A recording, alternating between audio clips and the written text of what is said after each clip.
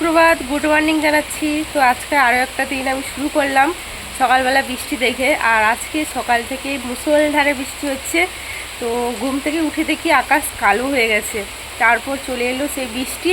বৃষ্টি এখনও থামছে না। তো এখন থেকে আমরা ব্লগটা শুরু করছি।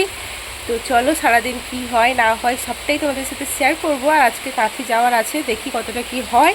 তো চলো দেখতে থাকো, আমার ব্লগ স্কিপ করো না একদম।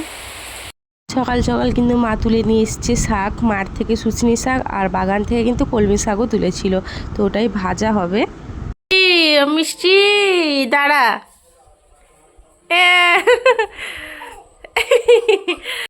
সকাল সকাল হাজির। পড়াশোনা তো নাই, স্কুল নাই, কিচ্ছু নাই, সকাল সকাল দুটো হাজির। এ তো অওয়া অওয়া হস্যিদেরকে শিকারগুলো দরকার আছে কি তোর? না, নাই। হ্যাঁ, চুনো মাছ, এই যে মাছছে একজনের বাড়িতে চুনো মাছ দিয়ে গেছিলো ওদের বাড়ি থেকে, ওগুলোই এখন এ করছে। সকাল সকাল আনাজ করাও কমপ্লিট। শাক ভাজার জন্য বরবটি ভাজা হবে কিন্তু মাছের আম দিয়ে টক ঢেঁড়স দিয়ে, ওটাই হয়েছে। ব্রাশ ট্রাশ করে এসে রান্নাঘরে বসছি। মা ওইদিকে তো আনাজ বানাজ করলো। আমি এখনও চা খাইনি, আমার শরীরটা একদম ভালো নেই, মানে সর্দি, ঠান্ডা লেগে কপাল গরম, সব ধারে অবস্থা খারাপ। চা খাবো। আজকে সকাল থেকে হচ্ছে বৃষ্টি আর প্রচুর বাজ পড়ছে। বৃষ্টির থেকে বাজ বেশি পড়ছে। বৃষ্টি যতটা না হচ্ছে, মানে জোরে জোরে বাজ পড়ছে। আর আজকে ডাক্তার দেখানোর কথা আছে, দেখি বৃষ্টি কমে কাঠি যাব।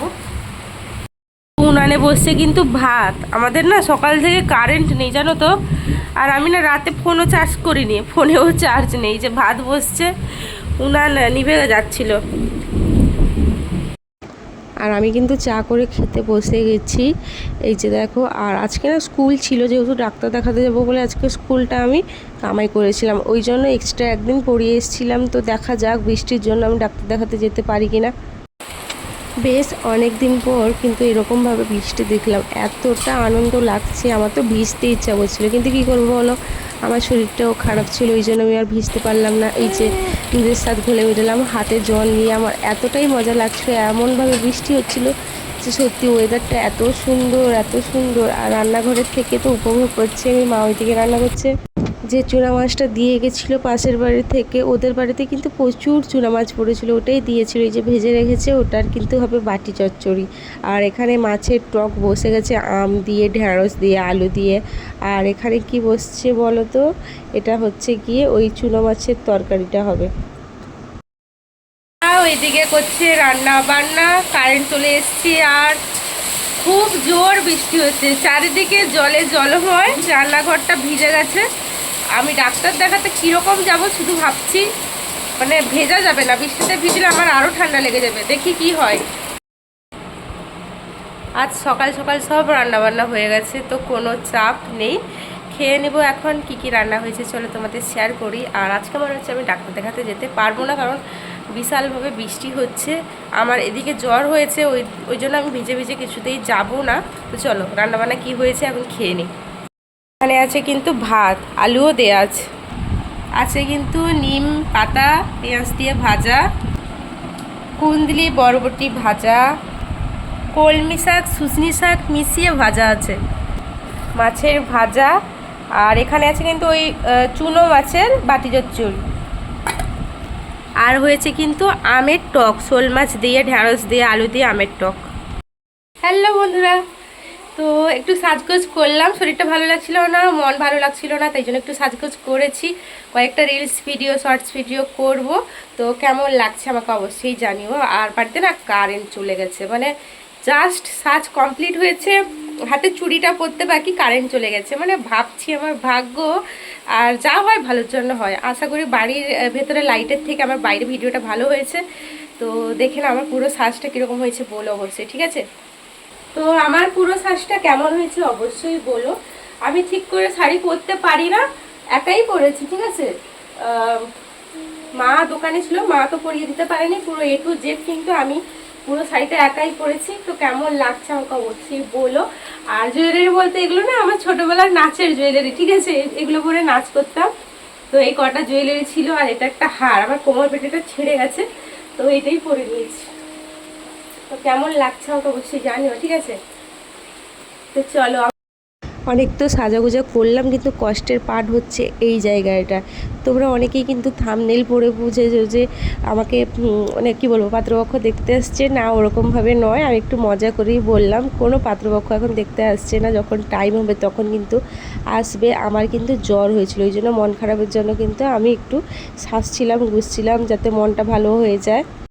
সত্যি কথা বলতে আমি খুবই কম সাজগোজ করি, কিন্তু আমার আজকে এতটাই ইচ্ছে হলো যে না, আমি একটা শাড়ি পরে সাজগোজ করি, তাই কিন্তু একটু সাজগোজ করেছিলাম।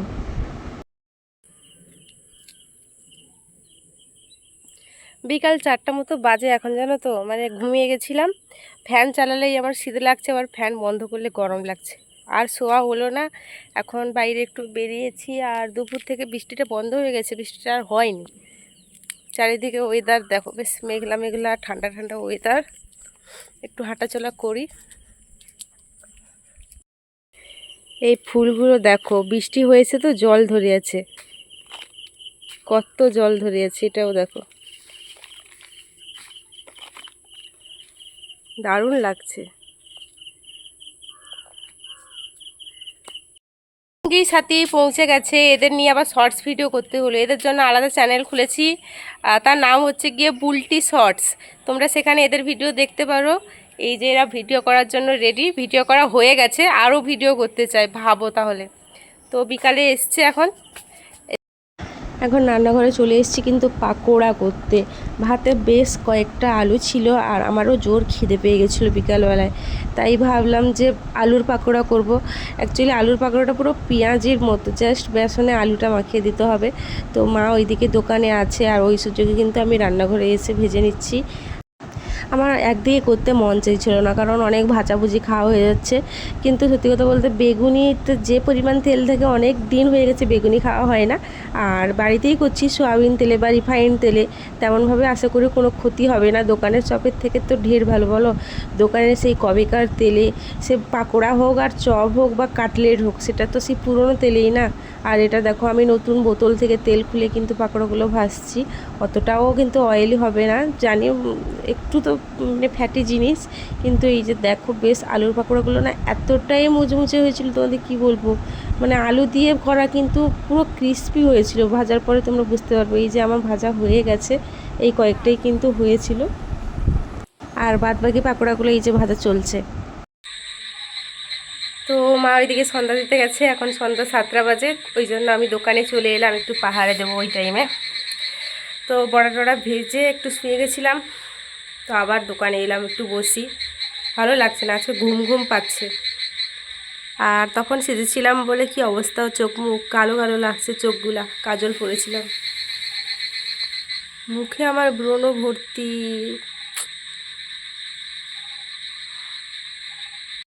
প্রতিদিনকার মতো রান্না করে চলে এলাম, আর মা রান্না বান্না তোড়জোড় শুরু করে দিয়েছে। এইদিকে কিন্তু বসছে দেখো, প্রেশারে মটর সিদ্ধ, ঘুগনি হবে। আর আমি তো ঘুগনি খেতে খুব ভালোবাসি, বিশেষ করে ঘুগনিটা চটপটি করে খেতে। আর ওইদিকে পেঁয়াজ রসুন ছাড়াচ্ছে মা। তো চলো আমি একটু হেল্প টেল্প করে দিই। আর তখন যে আমি বড়া ভেজেছিলাম না, এখনও অবধি খাইনি, খিদা ছিল না, ভাজতে ভাজতে কয়েকটা খেয়ে নিয়েছিলাম, যাই কয়েকটা খাই চলো।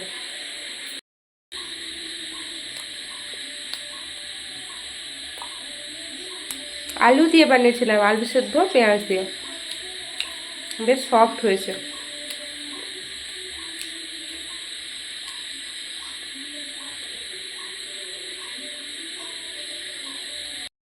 আর রাতে হয়েছিল কিন্তু ঘুগনি আর রুটি, এই যে সিম্পল মেনু, ঘুগনি রুটি।